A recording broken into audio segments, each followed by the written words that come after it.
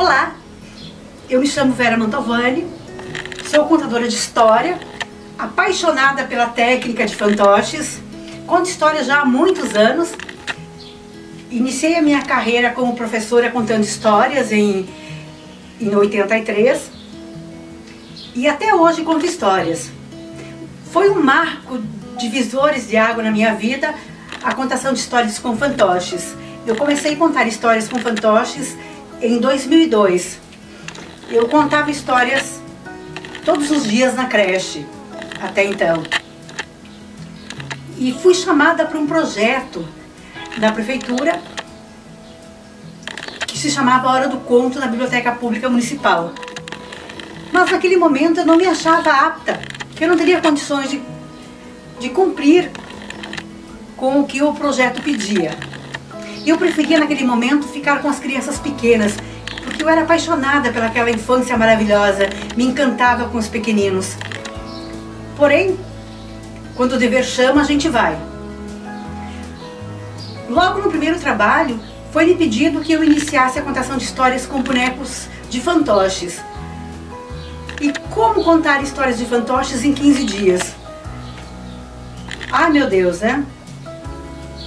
E tudo isso eu devo à professora Ana Maria, que deu para mim esse projeto de mão beijada, né? Não sei se eu sou merecedora, se eu era merecedora na época, e a professora Greuza Dalmolin, né? Em memória a ela. Mas foram 15 dias de preparação que eu ganhei, de muita pesquisa, de muito estudo, e logo de início fui recebendo as primeiras crianças, os primeiros grupos de crianças na nossa hora do conto, que tinha como principal objetivo estimular a criança a ler.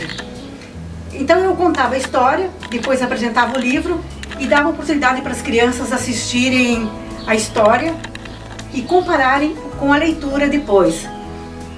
E o que as crianças mais queriam, na verdade, era poder manejar os bonecos. E muitas vezes eu dava oportunidade para as crianças manejarem os bonecos. Mas o que acontecia? Elas não tinham histórias para contar.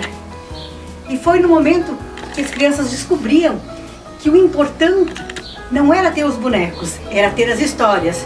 Então elas pediam para mim: professora Vera, quando é que você vai deixar a gente manejar os livros também e os bonecos? Então nós alcançávamos nossos objetivos nesses momentos. Mas o tempo foi passando e o projeto cada vez mais lindo. E os bonecos sempre encantando as crianças de todas as faixas etárias, inclusive os adultos. Passado o tempo, numa manhã, numa feira de livros, passou uma professora do município aqui vizinho e viu um alarido no anfiteatro e foi ver o que havia acontecido, o que estava acontecendo com aquela criançada tão alegre, tão interativa. E viu o meu trabalho. Logo me convidou para fazer a contação de história na feira de livros do município de Ampere. E assim meu trabalho foi se espalhando nos municípios aqui da vizinhança. Mas foi quando eu fiz o trabalho na Biblioteca Pública de Curitiba que o trabalho se espalhou a nível estadual. Porque quando encerrou a apresentação dentro da biblioteca, eu fui surpreendida por uma jornalista. Quem me contratou havia me falado que no final do trabalho uma jornalista ia me fazer uma entrevista. Só que ela não falou que ia ser da Rede Cultura. E eu fui surpreendida pela câmera. Logo a jornalista pediu para mim, na entrevista, como eu me chamava. E no momento eu esqueci meu nome, não soube nem dizer meu nome. Hoje, quando me entrevistam, eu já lembro meu nome. Aquele dia foi uma grande lição para mim. Nunca esqueça seu nome. E assim, o teatro de fantoches foi fazendo a diferença na minha vida. Eu trabalhei na prefeitura de Realeza, que foi uma grande mãe para mim, e até hoje é, graças às minhas colegas de muitos anos de trabalho, que sempre estiveram comigo, acompanhando meu trabalho e me ajudando, sempre me dando apoio, em todos os momentos, levando a criançada para assistir as minhas histórias. Sou eu mesma que confecciono os bonecos, sou eu mesma que faço o palco, as histórias às vezes sou eu que monto, Muitas delas eu adapto porque eu conto a história sozinha, porque eu sempre preciso fazer um preço adequado a quem me contrata. E, lógico, quanto menos gente, é sempre mais fácil a gente trabalhar com a gente mesmo, né? E eu, geralmente, costumo me dar bem comigo mesma, então as histórias dão mais certo. E eu acredito que se eu estivesse trabalhando em parceria com outras pessoas, seria mais fácil o trabalho. Mas nem sempre teria dado tão certo quanto o trabalho individual, devido ao valor que a gente cobra nas apresentações também. Então isso foi o que realmente fez a diferença no trabalho, em relação ao preço cobrado. Hoje, o teatro de fantoches, para mim, é a minha vida. Cada boneco, cada livro que a gente lê, cada história que a gente conta,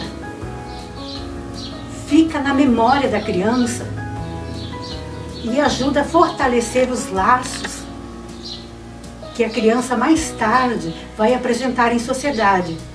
Eu lembro muito bem que certa vez eu cheguei com o Saci numa creche. O Saci tinha mais ou menos o meu tamanho. Um boneco grande, feito de uma bacia. No primeiro momento as crianças não queriam deixá-lo entrar, porque ele era preto e faltava-lhe uma perna.